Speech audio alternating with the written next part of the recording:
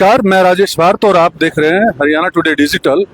अभी मैं हूं करनाल के मेरठ रोड पर और करनाल के अंदर जो सबसे बड़ा प्रोजेक्ट है कचरा प्रबंधन का, जो भी शहर का पूरा कचरा होता है उसको घर घर से इकट्ठा किया जाता है, बायो वेस्ट अलग से इकट्ठा किया जाता है और कचरा प्लांट के अंदर जो है उसको फिर अलग अलग सेग्रीगेट करके जो है प्रोसेस किया जाता है। आपको तस्वीरें दिखाता हूं मैं।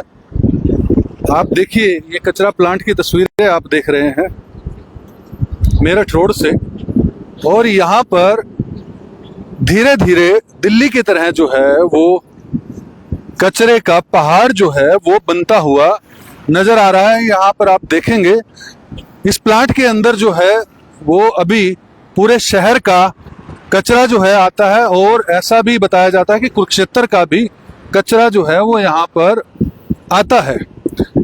और आप देख रहे हैं यहाँ पर जो है बड़ी बड़ी मशीनें जो है वो लगी हुई है और प्लांट के अंदर जो है प्रोसेसिंग भी चल रही है। ये देख पा रहे हैं आप, अलग अलग जो है सब प्लांट्स में जो है इस पूरे कचरे की प्रोसेसिंग जो है वो चल रही है। लेकिन बड़ा मामला ये है कि ये धीरे धीरे जो है वो एरिया इस कचरे का बढ़ता जा रहा है और यहाँ पर जो कचरा भी है वो भी धीरे धीरे बढ़ता जा रहा है। ये प्लांट को लगाने का मकसद सिर्फ ये था कि यहाँ से जो है प्लास्टिक अलग कर दिया जाए और खाद बनाई जाए। खाद भी जो है वो बनाई जा रही है। एक बार पहले भी हमने आपको ये पूरा का पूरा प्लांट दिखाया था और आज मैं यहाँ से गुजर रहा था तो आप ये देखेंगे, ये लाइव तस्वीरें जो आप देख रहे हैं वो देख रहे हैं कि ये प्रोसेसिंग कम हो पा रही है। इनपुट ज़्यादा है और आउटपुट जो है वो कम है। और इस पूरे प्रोजेक्ट पर जो है नगर निगम के अधिकारियों से, नगर निगम के कमिश्नर से भी प्रार्थना करूंगा कि वो इस पर श्वेत पत्र भी जारी करें, क्योंकि इसके ऊपर अगर टोटल देखेंगे तो घर घर से कूड़ा करकट उठाने का, कचरा उठाने का जो है वो बड़ा ठेका दिया जाता है। बहुत मोटी रकम जो है वो ठेकेदारों को दी जाती है। यहाँ प्रोसेसिंग के लिए भी जो है वो व्यवस्थाएं जो है वो नगर निगम के द्वारा, ठेकेदार के द्वारा की जाती है। इस बारे में पूरी जानकारी भी जो है वो निगम के अधिकारियों से भी लेने का हम प्रयास करेंगे। फिलहाल जो है वो मैं ये दिखाना ये चाहता था कि यहाँ पर कितना एरिया के अंदर धीरे धीरे ये कचरे का प्लांट जो है वो फैलता जा रहा है। ऐसा तो नहीं कि आने वाला समय जो है वो ऐसा हो कि दिल्ली के अंदर जिस तरह से हम बड़े बड़े कचरे के पहाड़ जो है वो देखते हैं, कितना बड़ा पहाड़ जो है वो हमें दोनों तरफ दिखाई देता है। एक तरफ तो बहुत बड़ा जो है वो पहाड़ बन चुका है और ऐसा ही कुछ नज़ारा यहाँ पर भी हमें देखने को मिल रहा है।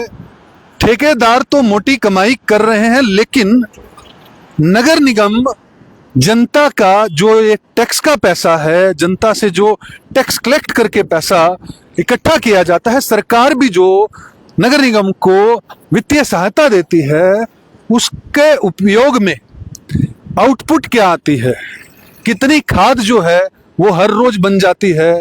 क्योंकि प्लास्टिक से अगर चाहेंगे तो प्लास्टिक को रिसाइकल करके भी दाना बनाया जाता है आजकल।